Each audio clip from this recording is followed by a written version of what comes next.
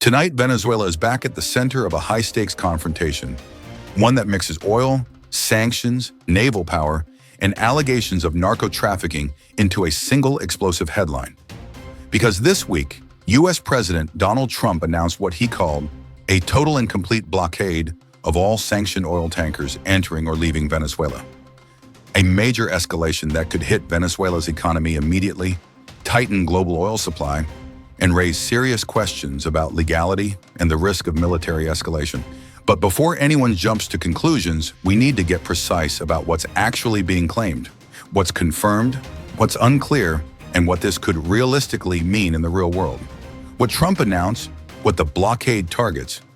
According to Reuters, Trump said the United States would enforce a blockade of oil tankers that are already under U.S. sanctions traveling into or out of Venezuela. That detail matters. This is not necessarily a blanket blockade of every ship or every cargo. The stated target is sanctioned tankers, ships the U.S. says are part of an illicit oil network. But even with that narrower framing, calling it a blockade was a big word, because under international law and modern geopolitics, blockade implies the use or threat of force to stop maritime traffic. And Reuters noted something critical. Implementation details were not clearly spelled out at the time of the announcement, so the policy signal is loud. The operational blueprint is still blurry. The trigger, a tanker seizure and a tightening squeeze. This blockade announcement follows a major event earlier in December. The U.S. seized a sanctioned oil tanker called Skipper off Venezuela's coast. Reuters' visual investigation showed ship-to-ship transfers involving Venezuelan crude and linked those movements to networks analysts describe as part of a sanctions evasion shadow trade. CSIS, one of the most widely cited foreign policy think tanks in Washington, also published analysis explaining the strategic logic behind the seizure and how it fits into a broader pressure campaign. In parallel, Reuters reported disruptions inside Venezuela's state oil company, PDVSA, including complications around exports, meaning the timing of this blockade threat lands when Venezuela's oil system is already under stress. The narco accusations. What is allegation versus proven fact? Now, you may hear people call Maduro a narco-president. That phrase is politically charged. Here's the careful version of what's established. In March 2020, the U.S. Department of Justice announced criminal charges against Nicolás Maduro and other Venezuelan officials, alleging narco-terrorism and drug trafficking involvement. The U.S. Congressional Research Service, CRS, also summarized those U.S. legal actions and the broader U.S. policy posture at the time. Venezuela's government has consistently rejected these accusations and frames them as political warfare and foreign interference. And importantly, an allegation, even a formal indictment, is not the same thing as a court verdict. So when you hear narco-state claims used as justification for military-style actions, the key question becomes, is this primarily a law enforcement strategy, or is it a regime change strategy packaged as law enforcement? Time magazine's reporting makes that debate explicit, citing critics who argue the campaign is aimed more at toppling Maduro than purely combating trafficking. Why oil is the pressure point Venezuela sits on some of the world's largest oil reserves. Oil revenue is the lifeblood of the state. So if you want maximum leverage, fast, you target oil exports. That's why a tanker-focused action matters.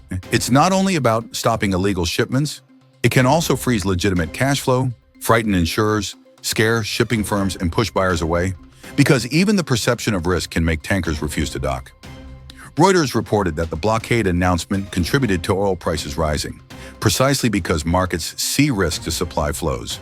Axios also reported that multiple tankers may already be effectively stuck, with millions of barrels potentially stranded, while companies seek clarity on what is allowed. The legality question, blockade and act of war. A central controversy is whether the U.S. can do this without clear congressional authorization. Reuters highlighted immediate pushback from U.S. lawmakers, including accusations that a blockade could constitute an unauthorized act of war. This is not a small procedural debate. If a U.S. warship intercepts a foreign flag vessel on the high seas, that's not just sanctions enforcement, it can become a sovereign confrontation. And once ships start getting stopped, boarded, diverted, or seized, every next step becomes easier to misread as escalation. International reaction, pressure building beyond Caracas and Washington. This is already spilling into global diplomacy. Reuters reported Mexico's president calling on the United Nations to act to avoid bloodshed and urging dialogue, explicitly reacting to the blockade announcement and the rising tension. And Reuters also reported Germany warning against steps that could jeopardize peace after the tanker blockade announcement. So this isn't just U.S. versus Venezuela. It's becoming a wider question. Are we watching a sanctions enforcement campaign or the early stage of a regional security crisis? What happens next? 3 realistic scenarios. Let's be disciplined and focus on what's plausible. Scenario A, hard deterrence, limited action. The U.S. uses naval presence to intimidate and disrupt only the most clearly sanctioned vessels. That could reduce Venezuela's exports sharply without full-scale confrontation, at least initially. Scenario B, seizure chain, escalating risk, more ships are seized or diverted. Venezuela responds with military posturing, asymmetric actions, or legal retaliation in international forums. Trade and migration pressures rise quickly. Scenario C, negotiation window, pressure to force concessions. The blockade threat becomes leverage for talks, possibly tied to political transition questions, sanctions relief, or an oil sector restructuring. Reuters also reported U.S. outreach to oil firms asking whether they would return to Venezuela if Maduro were to leave, suggesting the administration is thinking beyond interdictions and into what a post-Maduro economic scenario could look like. That again feeds the argument that this may be about more than counter-narcotics. The big question viewers should ask. Here's the core issue you should keep in your mind as you watch this story develop.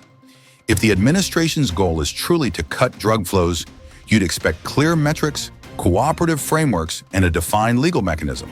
If the goal is regime change, you'd expect pressure on oil revenue, a military posture, and messaging that frames the government as a terrorist entity.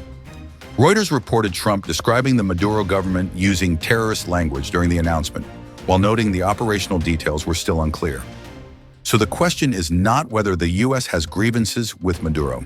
It's this: what is the end state and what is the cost? Because if this blockade becomes a real enforcement, the consequences will not be limited to Caracas. It could hit oil prices, regional migration, shipping security, and even the risk calculus between global powers buying energy in contested conditions. And once maritime confrontation begins, the hardest thing in geopolitics is stopping it from escalating. So as new updates come in, watch for 3 signals. Are ships actually being stopped, boarded, or seized? And under what legal authority? Does Venezuela respond militarily or through international legal institutions? Do oil markets keep climbing, indicating traders believe this will restrict supply for real? This story is moving fast, and it's exactly the type of story where strong claims spread quicker than verified facts. So stay anchored to evidence, track the dates, and watch the actions, not only the words.